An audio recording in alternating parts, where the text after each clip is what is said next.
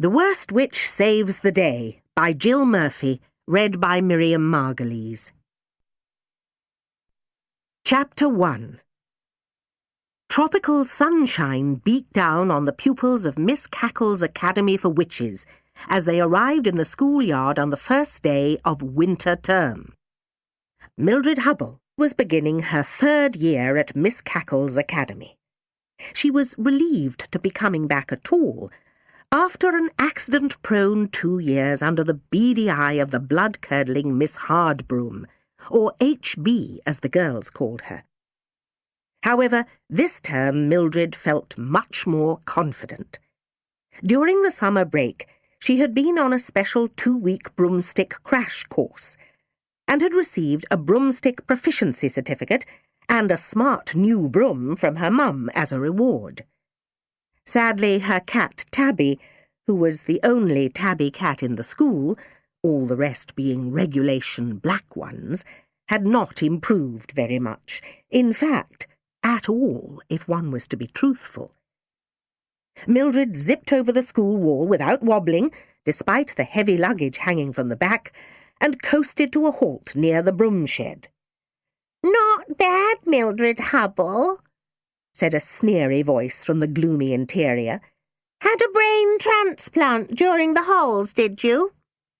"Oh, hello, Ethel," said Mildred without enthusiasm, as she peered in and saw who it was. Ethel Hallow was the top student in Mildred's class. She was brilliant at every subject, which had unfortunately gone to her head and given her a tendency to belittle her classmates. Mildred made her way out into the yard and scanned the group of girls for one of her friends. "Maud, is that you?" she called, as she suddenly realised that the smiling person running towards her was her best friend, with her hair in curly bunches instead of the usual straight ones. "Of course it's me," laughed Maud. "Do you like the hairdo? My aunt gave me a brilliant styling brush. You can have a go if you like." "Thanks, Maudie," said Mildred. "Oh, it's so nice to see you again. It's the only thing that makes this school worthwhile, knowing you're in it with me." "Well, I'm not going anywhere else for the next several years," said Maud, "so we're well and truly in it together, as long as you don't go and get yourself expelled." "No chance," said Mildred. "I'm going to be the best witch in the world this term. Just you wait and see. Let's go and see who we've got this year. It can't be H.B. again." Chapter 2. It wasn't H.B. It was a new teacher named Miss Granite. "Welcome, girls," said Miss Cackle. "I hope you all had a wonderful summer holiday and are rested and ready for some hard work. Especially our new pupils. Don't worry, girls. It won't be long before you're all doing loop-the-loops around the bell tower." Miss Hardbroom raised a disapproving eyebrow at Miss Cackle's light-hearted attempt at friendliness. Although Miss Cackle was the headmistress of Miss Cackle's Academy, Miss Hardbroom had somehow risen through the ranks of the teachers to be an unofficial second-in-command, who seemed more in charge than the headmistress. Miss Cackle gave up her attempt at joviality and handed the morning over to Miss Hardbroom. "Now then, everyone," she said, "I leave it to Miss Hardbroom to introduce our new form teacher and to give out any announcements before you go and unpack your belongings. I'll see you all at assembly afterwards." "Thank you, Miss Cackle," said Miss Hardbroom, with a nod in the headmistress's direction as the girls all stood in line, gasping in the heat. "Now then, Form 3. This is your new form mistress, Miss Granite. Please greet Miss Granite in a courteous and friendly manner." "Good morning, Miss Granite," chanted the whole class. As Miss Hardbroom gave out various announcements, Form 3 gazed in amazement at their new form mistress. She was very strange-looking. For a start, She had a huge cloud of bright orange curls, which looked extremely frivolous for Miss Cackle's academy. In fact, everything about Miss Grannet looked frivolous to the pupils, condemned as they were to black gym slips, thick wool socks and hobnailed boots. She wore enormous purple-tinted glasses, and a short cape with a collar turned up so high that you couldn't see much of her face at all. "She looks as if she's been at your styling brush," whispered Mildred to Maud, who giggled. "Mildred Hubble, if you have something amusing to say, perhaps you could share your little joke with the rest of us," snapped Miss Hardbroom. "Oh, sorry, Miss Hardbroom," mumbled Mildred. Miss Hardbroom turned to Miss Grannet. "This is Mildred Hubble," she announced. "You would do well to keep an eye on her." At this point, the girls heard Miss Granet's voice for the first time. It was so astonishingly high-pitched and squeaky that it was hard for them not to react, and even Ethel looked startled. "Oh, I will, Miss Hardbroom," squeaked Miss Grannet. "I most certainly will." Mildred glanced at Enid, and the two of them suddenly felt a dreadful surge of hysteria. "Stop it, Mill," she whispered. "Don't get off on the wrong foot with this one. It's your chance to make a fresh start." Chapter 3. The girls set off to put their suitcases and cats into their rooms and to get themselves tidied up before assembly, which was held in the great hall. Mildred was delighted to find that she now had 6 bats roosting along her picture rail instead of the usual 3. It only took a few minutes for Mildred to unpack her suitcase and put away her clothes, so she decided to nip along the corridor to Maud's room. "Have you got that styling brush, Maud?" she asked. "I'd like to have a little twirl with it and see if I can liven up my hair a bit." "Of course you can, Mildred," said Maud cheerily. "It's on the bed there." "Thanks, Maudie," said Mildred. She was about to close the door when Enid came up behind her. "What do you make of our new form mistress, then?" asked Enid. "She's a bit weird-looking, isn't she?" said Maud. "I'm surprised HB let her over the doorstep. She's so... everything HB can't stand, isn't she? Nervous, twittering, doesn't look as if she could control a dead budgerigar, and that funny little voice and all those frivolous curls." Enid laughed. "Come on," she said. "Let's go and help Mildred with her hair." "Yes, let's," said Maud, heading for the door. Chapter 4. "Be careful with the brush, Mildred," said Maud. "It's easy to—" She stopped abruptly as she saw Mildred sitting on her bed with a styling brush and her hair rolled up in a great messy loop right against her scalp.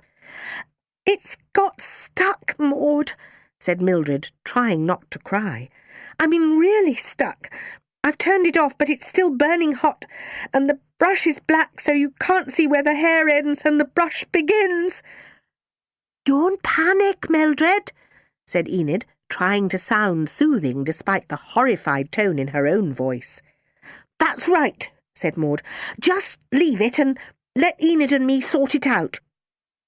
In the dim light filtering through the narrow castle window, they could see that Mildred had twirled up a large hank of her waist-length hair, which had spiralled round the brush into a hopeless tangle.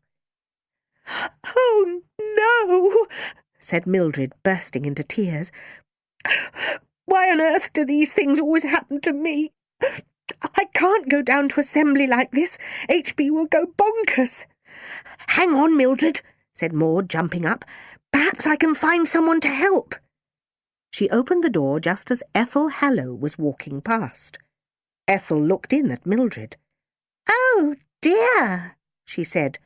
"What have you done now?" "Don't be horrible, Ethel," said Enid. "Mildred's got Maud's styling brush stuck in her hair.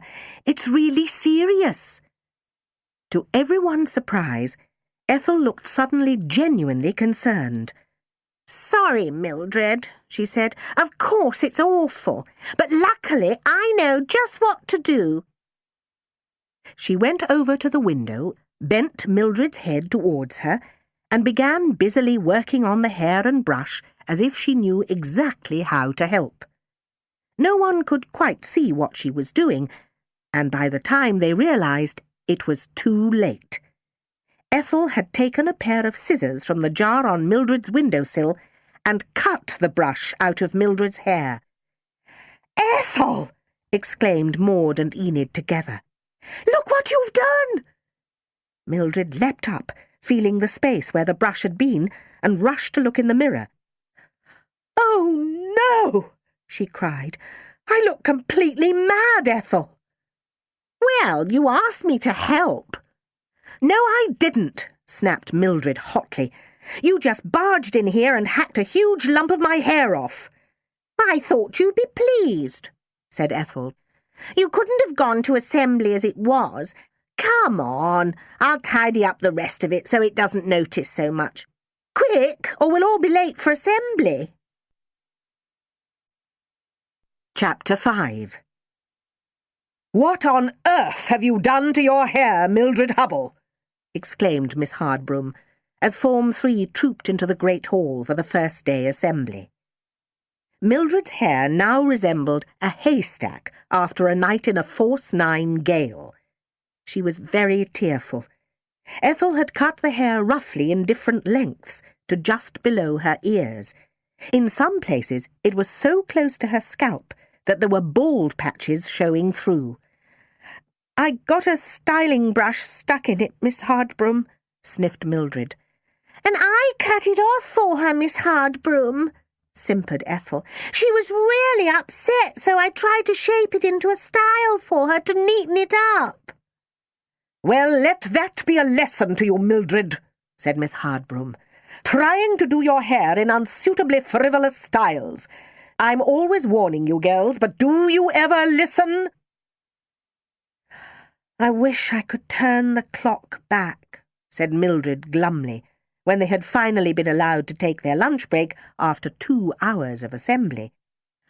"Don't keep thinking about it, Mildred," said Maud kindly. "Let's try and change the subject, shall we? I wonder what it's going to be like with Miss Granite for the year." "Anything will be better than HB," said Mildred. "Anyway, we'll find out what she's like any minute now. We've got double potions with her when the bell goes." When the girls filed into the potion lab at the end of break, Miss Granite was already there. Textbooks were laid out on the desks, and everyone settled themselves onto their stools and looked up expectantly at their new teacher. "Good afternoon, girls," said Miss Granite in her squeaky voice. "I'd like you to take it easy this afternoon. You may all look through the Year 3 Spell Sessions Handbook, find some spells which may be of interest to you and learn them by heart. Now you're in Year 3, I don't expect to be telling you what to do all the time." The girls felt rather confused. Miss Hardbroom never allowed them to do anything at all without hours of instruction. "Excuse me, Miss Granite," said Ethel, putting up her hand. "Is there any particular spell you might like us to study?" "Not really," squeaked Miss Granite vaguely. "Whatever interests you, dear." And to Form 3's utter amazement, Miss Granite took out a long bundle of grey knitting from her desk and began to knit in a most intense manner. "This is really bizarre," whispered Maud to Mildred. "Perhaps it's always like this in Year 3, said Enid. "You know, more relaxed." "I think it's brilliant," said Mildred. "Just doing stuff on our own, working at our own pace. Suits me." Everyone except Ethel seemed to quite enjoy the new arrangement. Ethel was one of those people who thoroughly enjoyed exams and rotas and carrying out detailed instructions which she had grimly studied beforehand. The rest of the girls quickly adapted to the new laid-back teaching style and leaned on their desks, chatting about the holidays or doodling in their rough notebooks. Only Mildred was actually doing some work. She had found a chapter completely devoted to a spell to generate growth, and she immediately began to wonder if she could use it to repair the damage to her hair. "Excuse me, Miss Granite," said Mildred, putting up her hand. "Could you help me with this regrowth spell?" Miss Granite turned her head in Mildred's direction, knitting needles still busily clicking. "Just look it up in your dictionary of formula, dear," she replied. "You have got one, haven't you?"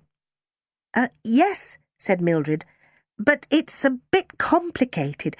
"Well, it's about time you knew how to do things for yourself, dear," squeaked Miss Granite. "Now you're in year 3. I don't want you bothering me every 5 minutes. "Sorry, Miss Granite," muttered Mildred. "Perhaps I can help you, Mildred," said Ethel, leaning over Mildred's shoulder. "Oh, it's all right, Ethel," said Mildred guardedly. "I can work it out by myself, thanks." "Oh, go on, Mildred," wheedled Ethel. "I'm sure I could help." The most annoying thing about Ethel was her ability to convince you that she might, just this once, be truly sorry about whatever unpleasant thing she'd done the last time, and was actually going to make amends. Mildred fell for it every time. "Well," she said in an uncertain voice, "it's this regrowth spell. Look, there are 6 pages telling you how to make it up. But I can't understand all these formulae, and it won't work unless you can understand the whole thing." "Easy peasy," smiled Ethel. "I can do this standing on my head. Is it for your hair?" Mildred nodded. "Well, budge up," said Ethel, smiling happily. "It's the least I can do after making you look like a scarecrow." "Thanks, Ethel," said Mildred. "It's really good of you." "Don't mention it," smiled Ethel. Chapter 6. Mildred sat on the edge of her bed, clutching a test tube of purple liquid, which bubbled and frothed at the top like a fizzy drink. Maud and Enid were huddled behind her. "What are you supposed to do with it?" asked Maud. "It says you have to apply it," answered Mildred. "So I suppose you have to dibble it on to whatever you want to regrow." "I'll do it for you if you like," said Enid. "But I'll need some rubber gloves or I might grow huge great hands." "I brought some rubber gloves from the potion lab," said Mildred. "I thought we'd probably need some." Enid pulled on the rubber gloves and, taking the test tube very carefully from Mildred, poured the contents drop by drop among the roots of Mildred's hair. It fizzed slightly as it touched Mildred's scalp. "There you go," said Enid, standing on tiptoe and peering all round the top of Mildred's glistening head. "Every strand's covered in it." "Now what?" said Mildred, sitting stiffly on the bed, too nervous to move. "I suppose we just wait," said Maud. "Perhaps you have to sleep in it." "Well, nothing seems to be happening yet," said Mildred. "It did seem too good to be true." "Do you think Miss Granite's always going to be like she was today?" asked Maud. "I can't imagine HB approving of her do-it-yourself style of teaching for very long." Chapter 7. Miss Hardbroom was thinking exactly the same thought as Maud. She had craftily called a staff meeting, ostensibly so that they could all discuss how the first day had progressed. But really, it was so she could ask Miss Granite a few probing questions without looking as if she was picking on the new teacher. The meeting was in the small staff room, just below Form 3's row of bedrooms. Miss Hardbroom was the first to arrive, and she set about putting glasses of water and pencils and paper by each chair. There seemed to be quite a lot of noise coming from above. In fact, it sounded as if girls were running about in the corridors up there. Miss Hardbroom was just about to set off and investigate when Miss Cackle pushed open the door and came in, followed by Miss Bat, so she decided to wait until after the meeting. Up in Mildred's room, Enid, Mildred and Maud were perched in a row on the edge of the bed, feeling a bit let down after their initial excitement about the potion. "It's not going to work, is it?" sighed Mildred. "I'm just stuck looking balmy for the next 6 months. Why don't we go to bed now before someone comes up to investigate all the messing about in the corridor and we all get into trouble?" "Good thinking, Mildred," said Maud. "Everyone's being really silly out there tonight. At least we're the goody-goodies for once." The whole day had seemed really topsy-turvy, reflected Mildred, as she snuggled down under the bedclothes, with Tabby happily settled on her chest, kneading the covers and purring loudly. Mildred put a hand up to her hair. It had dried into a crispy bird's nest, and obviously wasn't going to do anything, so she blew out her candle and attempted to fall asleep. A few minutes later, as Mildred was just drifting off, Tabby started patting her neck. "Stop it, Tab," said Mildred, batting him off in the dark. At once, Tabby started pouncing on Mildred's head and shoulders. "Tabby!" exclaimed Mildred crossly. "What's got into you? Stop it! Get off me!" Chapter 8. Downstairs in the staff room, all the teachers had arrived and were seated round the table. The shouts and bumping in the corridor above were very noticeable, and Miss Hardbroom, knowing that it was coming from Form 3's bedroom corridor, realised that this would be an excellent way to challenge Miss Granit's methods of teaching and control, without looking as if she was being too hasty or interfering. Miss Cackle assisted matters by commenting on the noise. "What is going on up there, Miss Hardbroom?" she asked, raising her eyes to the ceiling. "It sounds as if the girls are having a party." Miss Hardbroom stood up and turned her steely gaze in the direction of Miss Granit. "Miss Granit," said Miss Hardbroom, "the corridor upstairs is inhabited by Form 3. Your girls, are they not? Perhaps you are not aware of the stringent rules concerning bedtimes at Miss Cackle's academy. Candles out for all pupils, even the 5th years, by 8:30 at the very latest. I must point out—" She stopped in mid-flow. Everyone could suddenly hear a very loud and desperate meowing coming from directly outside the window, with frantic screams wafting down from somewhere above.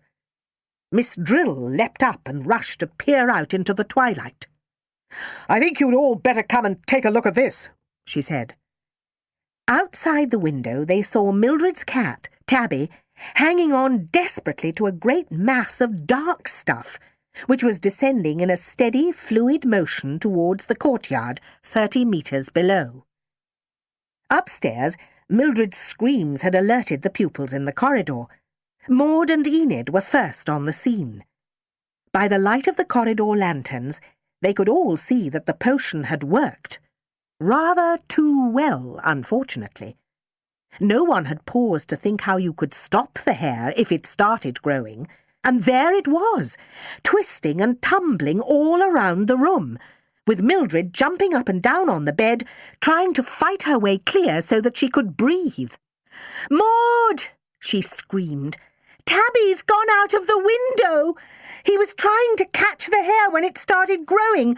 I didn't realise what he was doing and pushed him off, and now he's gone out with the hair. Can't you do something, please?" For a few moments, nobody knew what to do, as the hair was growing in a terrifyingly unstoppable way. Some of it was coiling up under the bed, more was cascading out of the window, and the rest poured out through the open door into the corridor, twirling around people's ankles like a speeded-up film of ivy invading a ruin. "Come out into the corridor, Mildred!" shrieked Enid. "Move away from the hair! Start trying to drag it behind you. Mildred climbed off the bed and made for the door, while Maud burrowed through the hair towards the window so she could start trying to haul in the huge hank that was plummeting out into space. "Hang on, Tab!" yelled Maud. "Nearly got you!" "Have you, Maud?" shouted Mildred over her shoulders. "Have you got him?" "Yes," lied Maud, who could see Tabby 6 meters below, yowling his head off. "Just keep going down the corridor, Millie. Don't look back." The room was full of girls, desperately trying to hold the hair back from Mildred's neck and shoulders as she fled down the corridor, the hair flowing like a train behind her. Mildred reached the end of the corridor, surrounded by a large crowd of pupils, all trying to help by tossing the hair behind her and trying to stop it snaking through the open bedroom doors as she passed by. She stopped for a moment to catch her breath. "Is Tabby all right?" she called anxiously, attempting to look back. "Has anyone got a copy of Year 3 spell sessions?" They all stopped in their tracks as Miss Hardbroom materialised at the top of the stairs. Chapter 9. "Mildred Hubble," announced Miss Hardbroom's chilling voice. "What on earth have you been doing up here, inciting the entire form into some sort of riot?" "Something terrible has happened to my hair," wittered Mildred. "I can see that," said Miss Hardbroom. "I took one look at the situation and thought to myself, Mildred Hubble seems to be having what you girls might term a bad hair day." She muttered the words of the reversal spell and directed her fingers in a zap at the hair, which suddenly stopped growing. Just at that moment, Ethel's door opened and she came out. "I was trying to sleep, Miss Hardbroom," she said. "Is there anything I can do to help?" "Yes, you can, Ethel," said Miss Hardbroom. "Go and fetch a pair of scissors so that I can restore some orderly calm to us all." "Is Tabby back in yet?" said Mildred. "Don't worry, Mildred," called Maud, shouldering her way through the carpet of hair. "We've got him. Look, he's perfectly all right." Tabby didn't look perfectly all right at all. He was wild-eyed and frozen with terror. "What length do you want this, Mildred Hubble?" asked Miss Hardbroom. "Just like it was before, please, Miss Hardbroom," replied Mildred meekly. Ethel came running up with the scissors, and Miss Hardbroom cut the hair, rather jaggedly, so that it was back to its usual length. "Would you like me to do the spell to clear the remainder of the hair away, Miss Hardbroom?" asked Ethel. "It's all right, thank you, Ethel," said Miss Hardbroom approvingly. "I'll deal with it. Now back to bed with all of you. Not another peep out of anyone. I'll have to have another word with Miss Granite about you, Mildred. I might have known who it was at the bottom of the hoo-ha going on above us in the staff room tonight." "Thanks for nothing, Ethel," muttered Mildred. "You always manage to drop me in it, don't you?" Ethel smiled jauntily. "Keep your hair on, Mildred," she said, as she closed the door with a triumphant flourish. Chapter 10. Mildred was utterly exhausted when she woke the next morning after the horror of the bad hair day. Tabby was still in a terrible state. He seemed to have gone into a trance, hanging on to Mildred's pillow with a wide-eyed, almost vacant stare, as if he could see dreadful things in the distance. Maud put her head round the door with her own cat, Midnight, a nice, normal, easy-going black one, perched like a parrot on her shoulder. "How are you feeling, Mildred?" Maud asked kindly. "Neck's a bit stiff," replied Mildred, "and Tabby seems to have had a complete nervous breakdown. But apart from that, everything's fine." Miss Granite just came round and said we're all to take our brooms down to the courtyard for some cat and broomstick practice," said Maud. "Oh, no," said Mildred. "Not yet. Oh, not straight away. Look at Tab. He just won't be able to cope. Do you think we could leave our cats in the bedroom?" "No chance," said Maud. "Year threes must fly with their cats at all times. It's traditional." "You haven't got any travel sickness pills or anything, have you, Maud?" asked Mildred hopefully. "Perhaps he'd feel a bit calmer if he had one of those." "Sorry, Mill," said Maud. "I've only got some vitamin pills and I don't think they'd be any use." After breakfast, Form 3 trooped off to the schoolyard, Mildred with Tabby clinging attached to her like a koala, where Miss Granite was waiting for them, her dark glasses twinkling in the sun, smiling at everyone. "Excuse me, Miss Granite," said Ethel. "Is there any particular manoeuvre you would like us to practice? I'm especially good at nosedives and speed loop-the-loops. Would you like me to—" "Whatever you want, dear," said Miss Granite in her strange, high-pitched squeak. "I'm feeling a little tired today, and I think I might go and lie down. Perhaps you'd like to take the lesson for me. What's your name, dear?"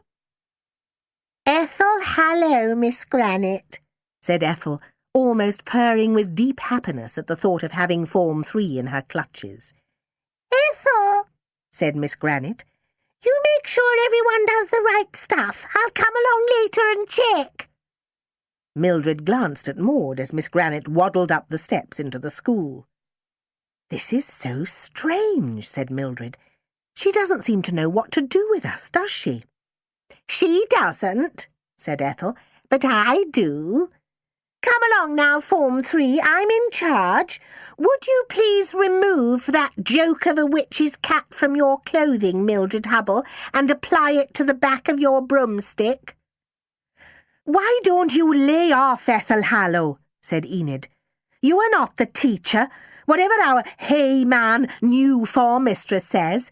I'm beginning to wish we'd still got HB if we're going to have to put up with you bossing us all around." "It's true, Ethel," said Maud.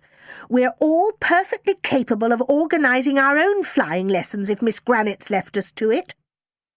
"Tabs has had a dreadful shock, Ethel," said Mildred, putting her arms protectively round Tabby and smoothing his head. "He nearly died last night, dangling out of the window like that. I'm certainly not going to force him to do any flying." But Ethel had other ideas. She hoisted herself calmly onto her broomstick, Nightstar bolt upright on the back, and swooped past Mildred, snatching Tabby from her arms with one expert grab. "Nonsense, Mildred!" Ethel yelled as she zoomed upwards towards the roof turrets. "What this cat needs is to pull himself together." "Ethel!" shrieked Mildred. "Bring him back! He'll fall off, please!" "Come back, Ethel!" shouted Maud, as Ethel and the two cats disappeared from view into a swirl of mist surrounding the topmost turrets. "Oh, it's no use," said Mildred. "I'll have to go and get him back. Oh, Maud, I'm just a walking disaster area at the moment. Well, all the time, really, aren't I? It's just been one thing after another. I'll never keep up with Ethel. She'll be doing loop-the-loops and goodness knows what." "Don't worry, Mel," said Enid. "We'll come up with you, won't we, Maud?" "You bet," said Maud. "Come on, then," called Mildred as she set off in hot pursuit. "We'd better be quick." Chapter 11. There was no sign of Ethel among the rooftops and turrets as the three friends landed on a wide patch of slanting roof. They kept quiet in case they could hear the sound of Ethel flying. Surprisingly, there's quite a lot of noise from someone on a broomstick, especially if they're moving fast. The broomstick itself makes a swishing noise as it cuts through the air, and gym slips and cloaks tend to flap in the wind. But although they kept completely still, there was no sound from anywhere. "Let's split up," suggested Enid. "I'll take the lower courtyard at the back." "I'll go over the wall above the forest," said Maud. "You can see for miles down the mountain if you just go a little way." "OK," said Mildred. "I'll stay up here for a minute. She might be hiding somewhere, and if she hears both of you fly off, she might think it's safe to come out." "Good thinking, Batgirl," said Enid. "Good luck," said Maud. Mildred leaned back against the slates as Maud and Enid took off from the ridge tiles, their cats looking calm and confident on the back of their brooms. Mildred felt the usual guilty twinge as she imagined for a brief second how different it might have been if she'd been given a sensible black cat all those years ago. Just as quickly, she pushed the disloyal thought out of her mind and craned forward as she heard the unmistakable sound of someone taking off from the other side of the roof. Mildred's theory had been spot on. Ethel passed above her head by several centimetres, close enough for Mildred to see Tabby, now hanging upside down like a sloth, with Nightstar swiping at Tabby's paws where they curled round the top of the broom. Tabby let out a desperate yowl when he saw his mistress below him, and Mildred, completely forgetting where she was, made a lunge upwards with both hands to pull him off. She missed, and 3 awful things happened at the same time. First of all, Mildred lost her balance and began sliding down the tiles, scrabbling madly with her fingers as she slithered towards the edge. Secondly, Tabby, who thought Mildred was reaching up to save him, let go of the broom and tumbled off, bouncing and yowling as he tried to save himself on the other side of the roof. And thirdly, Mildred dislodged her precious new broom, which plummeted to the yard far below before she had time to command it. Ethel heard the commotion as Mildred began to fall and turned in mid-air, putting the broom into a superb nosedive and coming up underneath Mildred at the very moment that she shot off the roof into space. Mildred fell perfectly into place behind Ethel, grabbing her round her waist and nearly squashing the indignant Nightstar. "Yes!" exclaimed Ethel. "Say thank you, Mildred. I just saved your life." "Wait, Ethel!" yelled Mildred, as Ethel aimed for the courtyard where Form 3 were gazing anxiously upwards. "We must go back and find Tabby. He's still up there by himself." "Not me," said Ethel. "I've had enough of trying to help you and that stupid animal. He's a cat, Mildred. Even a farmyard tabby knows how to fall and has the usual 9 lives. He'll find his own way down." Ethel landed gracefully amid the excited pupils, and Mildred jumped off as quickly as possible, embarrassed to be seen hanging on to her arch-enemy. "Pity about your new broom," said Ethel. "Now it's just like your old one. Flying really isn't your strong point, is it?" Mildred saw that her broom had hit the corrugated iron roof of the broom shed as it fell and had completely broken in half. At this point, Enid and Maud arrived back in the yard and found Mildred holding her ruined broom, trying not to cry. "What's happened?" asked Enid, putting an arm round Mildred. "Everything," said Mildred, bursting into tears. "This term can't get any worse, can it? Now Tabby's up on the rooftop somewhere, and my lovely new broom's in exactly the same state as the old one." "I'll go and fetch some tape, Millie," said Maud. "Strong, sticky tape will fix anything, and I think I've got some really good glue somewhere." Maud returned with a roll of tape and a tube of superglue. They spread the glue around the splintered spikes of wood and jammed them together, then bound the join with several layers of tape. "Better leave it for a few hours so it can set," said Enid. "But I can't leave Tabby up there," said Mildred. "He might be hurt." "Can I borrow your broom, Maud, please? I promise nothing will happen to it. I'll be so careful. I'll just take a quick look around and come straight back if I can't see him. Please, Maudie." "All right," said Maud, trying not to sound nervous. "But only be 10 minutes, OK?" Chapter 12. Mildred jumped onto Maud's broom and was up among the turrets within seconds. To her delight, she saw Tabby at once. He was 2 rooftops away, curled up in a miserable hunch underneath a window. "Tabby!" called Mildred. "Don't move! I'm coming over!" Tabby didn't respond at all. He was making his low, growly, whining noise, looking across at Mildred with eyes like saucers.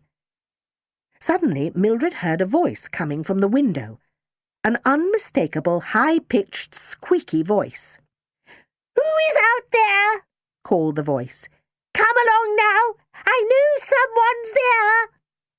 Mildred ducked behind the chimney stack as Miss Granite leaned out of the window and spotted Tabby, cowering just below the windowsill.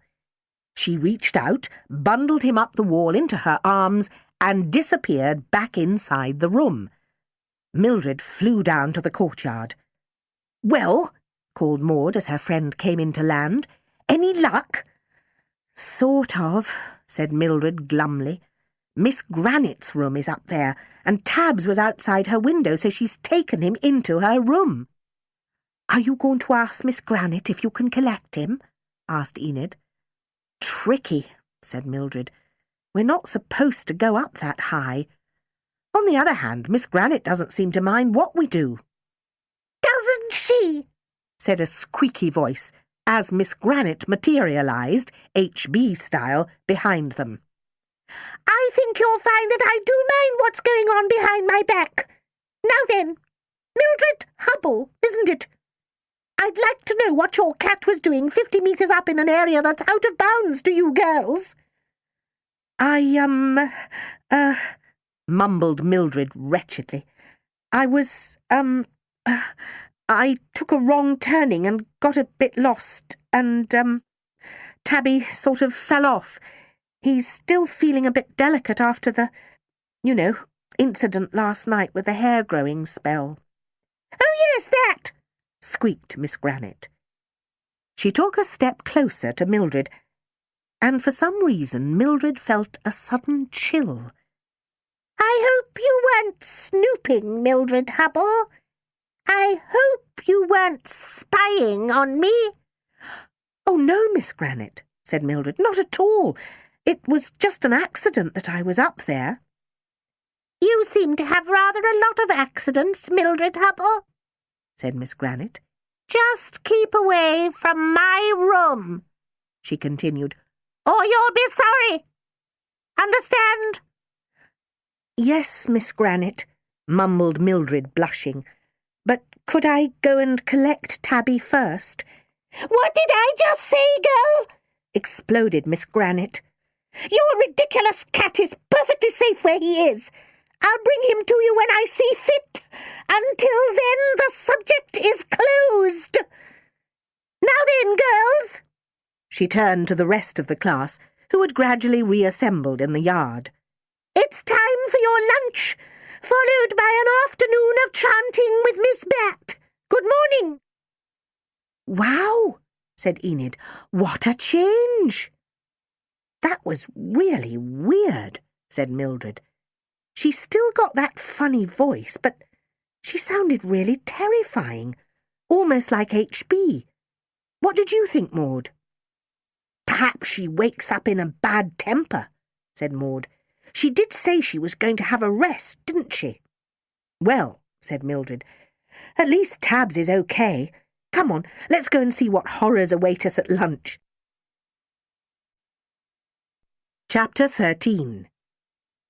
Evening arrived, and Miss Granite did not bring Tabby down from her room. Mildred tried to pluck up courage to ask if it would be possible to fetch him, but Miss Granite seemed very grumpy and unapproachable. Everyone was sent to bed early that night. Miss Granite announced that she wanted them all asleep by 8:30 after their disgraceful behaviour the previous night. Miss Hardbroom materialised next to Miss Grannet as she was in mid-rant at the girls, who were lined up nervously in the Form 3 bedroom corridor. "I'm pleased to see that you are taking a firm line with these girls, Miss Grannet," said Miss Hardbroom approvingly. "Especially with Mildred Hubble in the class." "I quite agree, Miss Hardbroom." Miss Grannet nodded. "We've all decided to pull together, girls, haven't we? No more nonsense. From now on it's hard work and discipline all the way."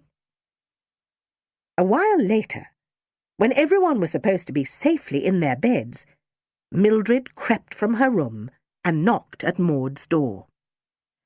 "Can I come in, Maud?" she whispered. "Just for a sec." "Do be careful, Mill," said Maud. "Miss Grannet seems to have had a personality transplant. All that easygoing stuff, and now she's turned into Attila the Hun." "There's something funny going on, Maud," said Mildred. "I don't know what it is, but there's something creepy about her. Her voice is so odd. I mean, I've met people with high voices before, but hers doesn't sound real. And the way she isn't giving us any lessons, it's as if she doesn't know how to teach. Maybe she isn't a real teacher at all. Maybe she's an imposter." "Well, there's nothing we can do about it," said Maud.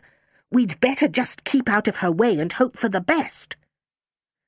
"I'm worried about Tab," said Mildred. "Why hasn't she given him back to me?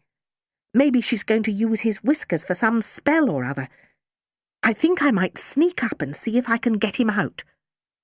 "Don't," said Maud flatly. "Just don't.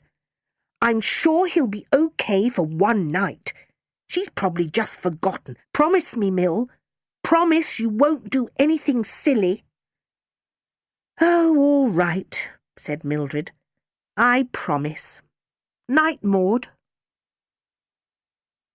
Mildred climbed into bed and pulled the covers up to her chin. She couldn't bear to lie there, knowing her beloved pet might be longing to hear her voice. So she decided to risk disaster. Mildred crept into the corridor and set off up the 3 spiral staircases which led to the maze of corridors where the teachers had their rooms.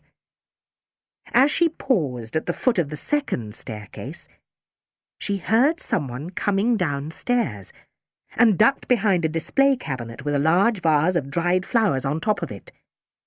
It was Miss Hardbroom, wearing outdoor clothes and carrying her broom. Miss Hardbroom was off to visit her friend, Miss Pentangle, who was headmistress of Pentangle's Academy, a neighbouring witches' school several mountain tops away. She was looking forward to an evening of interesting conversation, as well as a taxing game of chess, and possibly just one glass of sherry, as she was in such a good mood. Mildred flattened herself against the wall and held her breath until she heard the heavy front door close several floors below with a resounding thud. All the rooms had neat brass name-card holders with the teachers' names inscribed in Gothic lettering, so it only took Mildred a few moments of silent slinking along the top corridor and peering at the name cards before she found Miss Granet's room. Mildred pressed her ear against the door. It was completely silent from the other side. She called, very softly, "Tabby! Tabs! It's me!" A loud meow sounded immediately from the other side of the door. Mildred turned the handle and went in. Tabby was on the far side of the room in a cat basket on the table. Mildred was so pleased to see him that she was halfway across the room before she realised that the meow had come from immediately behind the door. She turned to look back, just as the door swung shut, and nearly jumped out of her skin when she saw Miss Cackle standing behind her. "Oh, Miss Cackle!" exclaimed Mildred. "It's you! I'm sorry, I've just come to collect Tabby. I thought perhaps Miss Grannet had forgotten." "No, Mildred," said Miss Cackle, smiling kindly as she always did. Miss Granite knew that you would come back and collect Tabby. That's why she decided to hold on to him for a little while longer." "I don't know what you mean, Miss Cackle," said Mildred. "Why would Miss Granite want to keep Tabby?" "Let me show you something, my dear," said Miss Cackle. She took Mildred's arm and led her to a door which opened into a linen cupboard full of towels and sheets. Then, without any warning, she shoved Mildred inside, slammed the door, and locked her in. Chapter 14. "Miss Cackle!" yelled Mildred. "Please let me out! I really don't like the dark." "It's all right, Mildred," said Miss Cackle soothingly. "It won't be for long. You didn't guess, did you? Let me give you a little clue." There was a loud cackle of laughter, and the voice suddenly changed into Miss Granite's odd squeak. "Don't you remember what happened last time we met in the middle of the wood, Mildred Hubble, when you turned us all into snails?" "Yes, Mildred. Miss Granite is none other than Agatha Cackle, your precious Miss Cackle's twin sister. I can't believe that none of you twigged." Her voice changed back to normal, sounding very like Miss Cackle. "I must say it's wonderful not to have to put on that awful voice anymore. Anyway, my dear, this time the plan's a dead cert, and tonight's the night. The only person I was worried about was you, with your knack of always turning up at the wrong time. So with you in the cupboard, my plan can't fail. All I have to do is wait till everyone's asleep in their beds. Then at 2:00 precisely, the other members of my coven arrive at the entrance in the backyard, and hey presto abracadabra, I just saunter down and let them all in, and quick as a flash, the school is mine. Miss Agatha Cackle's Academy of Real Witchcraft. No more of this namby-pamby play-it-by-the-rules goody-two-shoes stuff. Now then, what can we turn them all into? It was going to be frogs last time, but you gave me an idea when you turned us into snails. They don't move so fast, much easier to catch. I can't tell you what fun it's been planning all this right under my dear sister's nose, and that awful hard-broom person. They both think they're so clever, but they didn't suspect anything. Well, my dear, just make yourself comfy in there. It's going to be a long night." Mildred took some deep breaths and tried very hard to calm down. She really was afraid of the dark, a great embarrassment for a trainee witch, and this was one of her worst nightmares, being trapped somewhere in the pitch dark with an enemy outside the door. She racked her brains as she tried desperately to think of a way out. The shelves in the cupboard were set back a little way from the door. Mildred saw that there was a crack beneath the door where she could see a strip of light from the lantern, and Agatha's shadow moving around the room. Mildred realized with horror that she must think fast, as she would probably be the first snail. It suddenly dawned on her that if she could change herself into something small, she could sneak out under the door and seek help. Mildred was becoming something of an expert on the subject of transformation.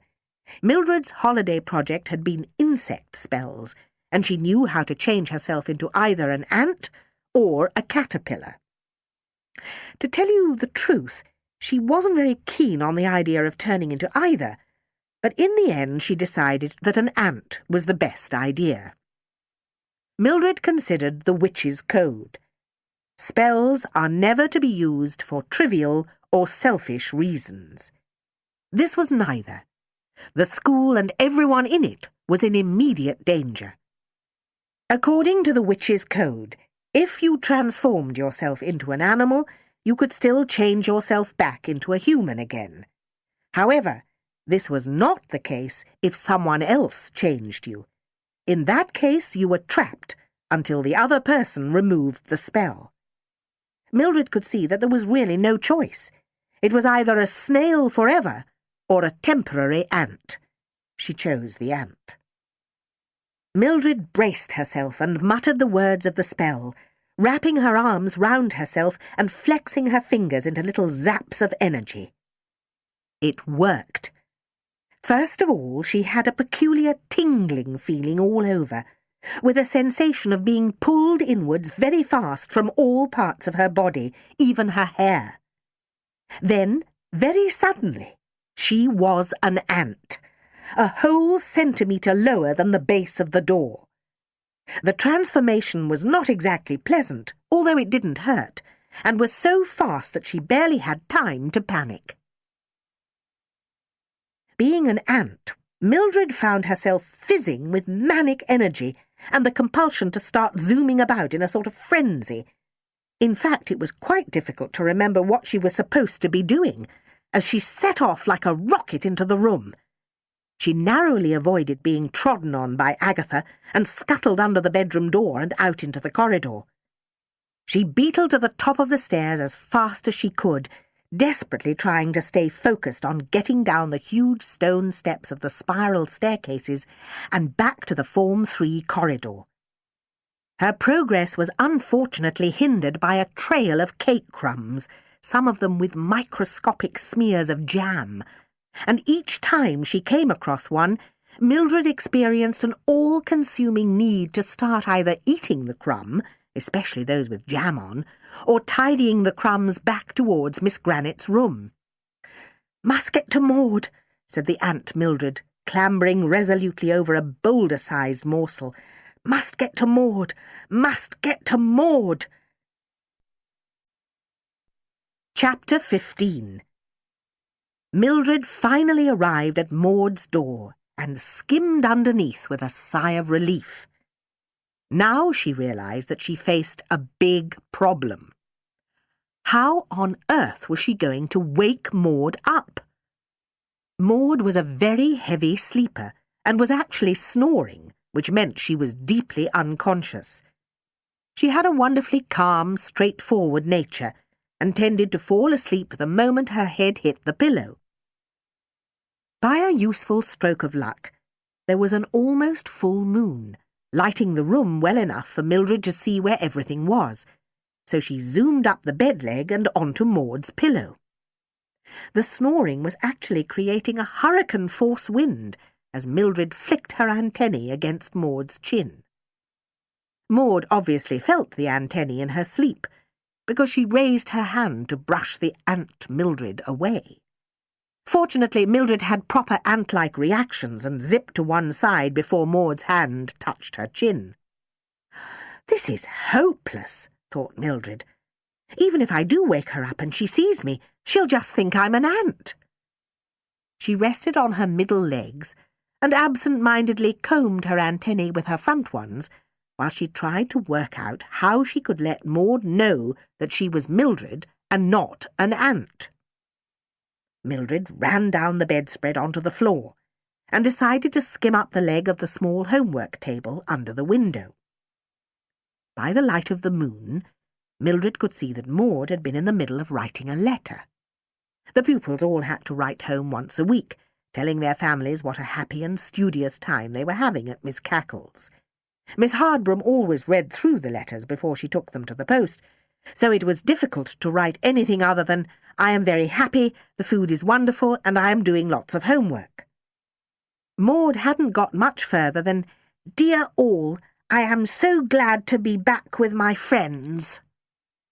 The rest of the page glowed blue-white in the moonlight, next to the bottle of black ink, which was uncovered as Maud had forgotten to put the top back on.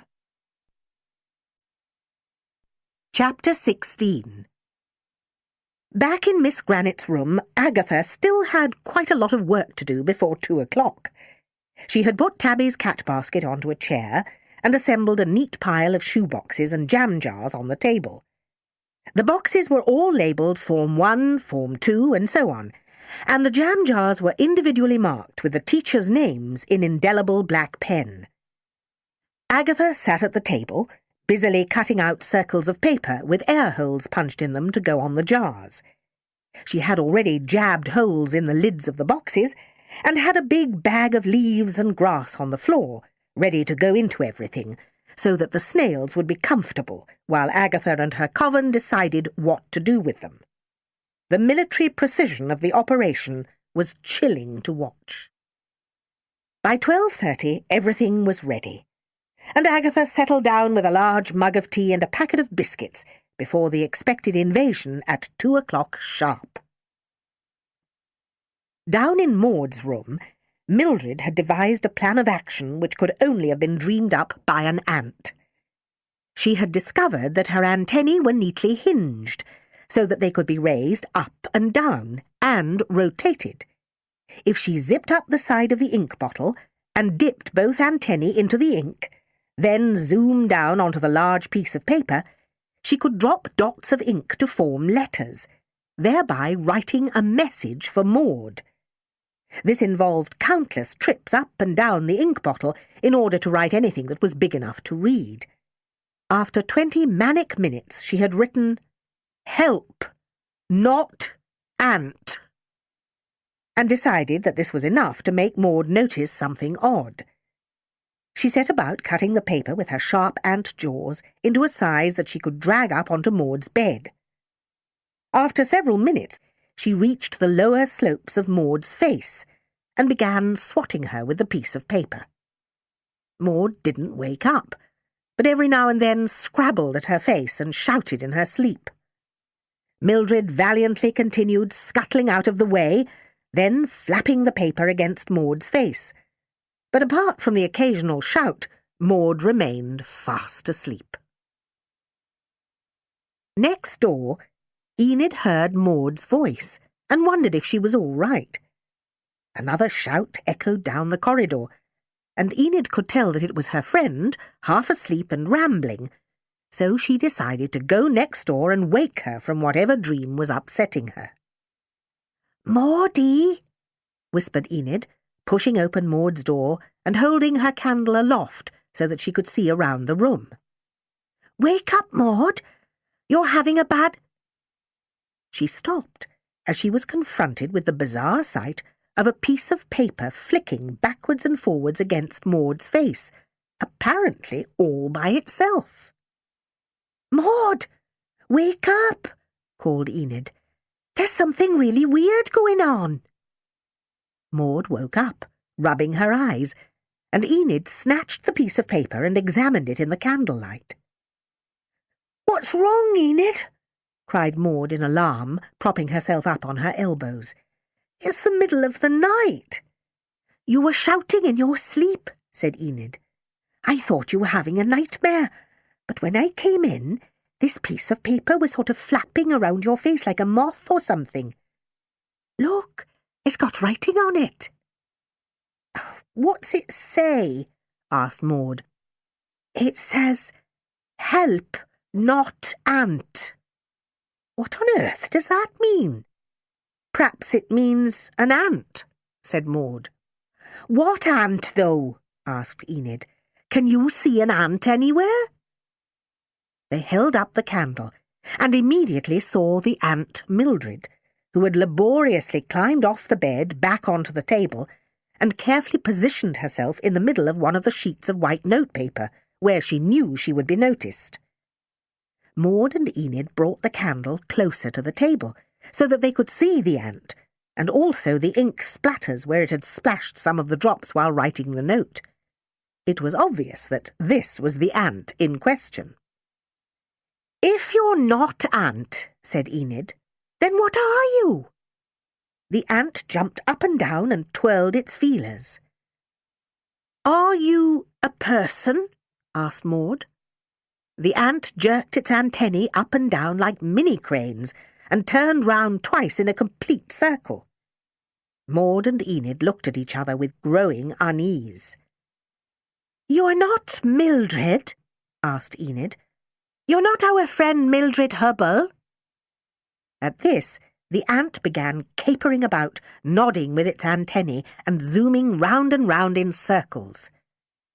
Maud held out a finger solemnly, and the ant bustled onto it. "Oh, Mildred," said Maud, "what on earth have you done now? Or did someone do this to you?" The ant moved its antennae from side to side like a metronome and shook its head. "Did you do it, then?" asked Maud. Much nodding with the antennae. "Well, then," said Enid, "why can't you change yourself back?" The ant ran to the end of Maud's finger and obviously wanted to get down. Maud put her gently back onto the paper and watched as Mildred zipped up the side of the ink bottle and began running up and down with antennae drops of ink until she had written, "Forgot spell." "There's 2 L's in spell," said Enid helpfully. "Don't be petty, Enid," said Maud. "We can see it's spell, clever clogs. Let's find insect spells in spell sessions 2 from last year. It's on the shelf by my bed." They found the ant spell, complete with reversal. "I don't know if this will work, Mill," said Maud, "but if I say the reversal spell out loud, perhaps you could try to concentrate on it and say it in ant in your head, and it might just work. I'll keep saying it over and over with little pauses in between and hope you can remember it long enough, okay? Right, here goes."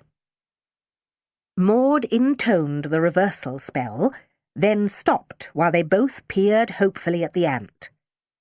Nothing happened. Enid read it out this time, then they stopped and waited again. The ant did not move, and they were wondering what to do next when the air began to vibrate and judder, as if a huge invisible lorry was passing through the room. And suddenly Mildred was standing on the table in front of them in a burst of swirling smoke and stars. She leapt from the table at once. "Come on, quickly, you two," she said. "We can't delay. What time is it?" Enid consulted her watch. "It's 1:30, she said. "But why—" "Oh, no," said Mildred. "We've only got half an hour. They're all swarming in at 2:00 by the backyard gate.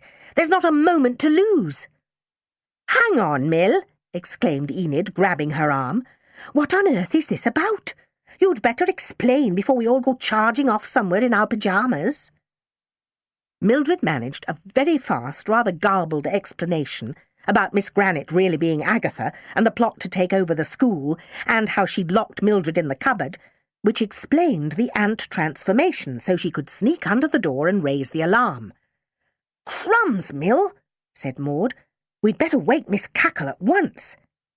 "Blow out the candle, Enid," said Mildred. "We'll have to be really quiet. Agatha is planning this like a battle campaign and she's absolutely ruthless." They snuffed out the candle, crept into the corridor and up to the teachers' rooms as fast as possible. As they approached the top corridor, where the headmistress had her bedroom, they saw Miss Cackle sneaking along towards her own door. Enid was just about to call out when Mildred grabbed her and clapped a hand over her mouth. She had seen in the lantern light that this person was holding a jam jar with leaves in it. Mildred caught Enid and Maud's gaze and pressed a finger to her lips as the door opened and the shadowy figure slipped inside. "What's up, Mill?" whispered Maud as soon as the door had closed. "We need Miss Cackle to help us." "It isn't Miss Cackle," said Mildred. "It's Agatha. Don't forget, she looks exactly like Miss Cackle. She's got a jam jar, so I'll bet she's going to snail-eyes her. But I can remember the snail transformation spell, and if we're fast and very brave, we can get there first and turn the tables. Come on, I'll fling the door open, you both jump on her, and I'll do the snail spell. Let's go for it." Chapter 17. They flung the door open and saw Agatha poised with arm outstretched towards the sleeping Miss Cackle. Enid and Maud sprang across the room and hurled themselves onto her. They all went down in a mass of arms and legs like a rugby scrum as Mildred tried to get a clear zap at Agatha while chanting the snail spell. Miss Cackle was now sitting up in bed as this amazing scene took place in front of her. "What on earth are you girls doing?" she exclaimed, sounding furious. "Can't explain yet, Miss Cackle," said Mildred, delighted to find that only Enid and Maud were now on the floor, and that a rather large snail was making for the open door.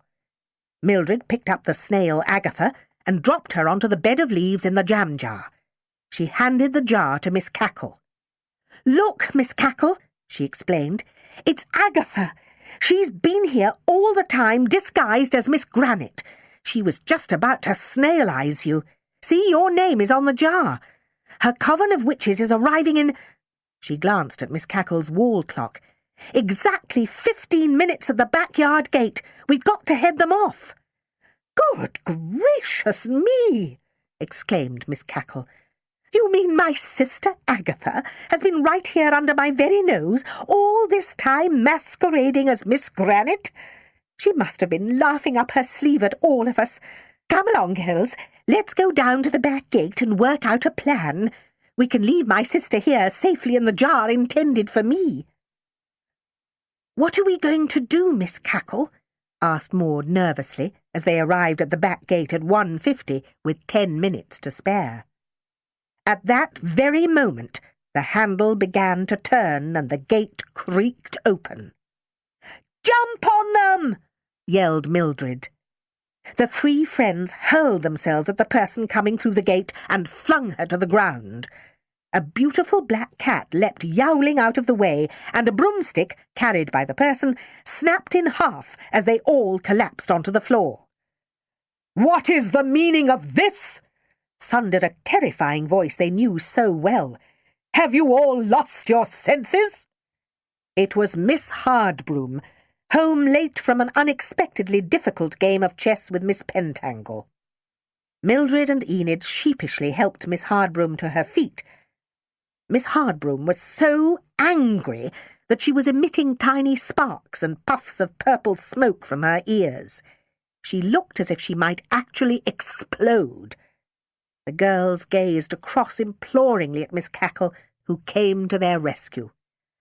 "Thank goodness it's you, Miss Hardbroom," she said, dusting her down. "Let me quickly explain to you that in 5 minutes' time we are yet again expecting an invasion of the school by a coven of evil witches, masterminded by my appalling sister Agatha. Fortunately, Mildred here discovered the plot to turn us all into snails.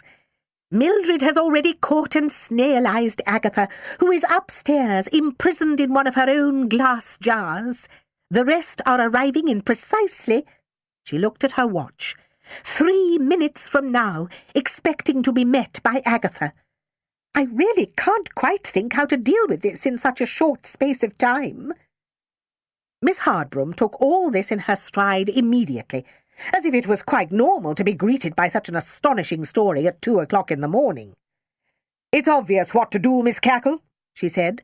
"The rest of Agatha's witches will be expecting Agatha to let them in. As you look exactly like your sister, just let them in a confident way. Tell them to wait outside, and you will let them in one by one. Mildred can turn them into snails as they come in. Do you think you're up to a mass snail-in, Mildred?" "It's my best spell, Miss Hardbroom," said Mildred. The hall clock struck 2, and a light tap was heard on the back door. The girls' hearts were thumping as they stood in the shadows and watched Miss Cackle open the door. "One at a time, ladies," she whispered into the yard as she ushered the first witch inside. Chapter 18. By 3 o'clock, Miss Hardbroom, Miss Cackle, and their 3 exhausted pupils were all up in Miss Cackle's room, contemplating several shoeboxes full of the entire coven, except for one jam jar, which contained Agatha, now sulking under the leaves.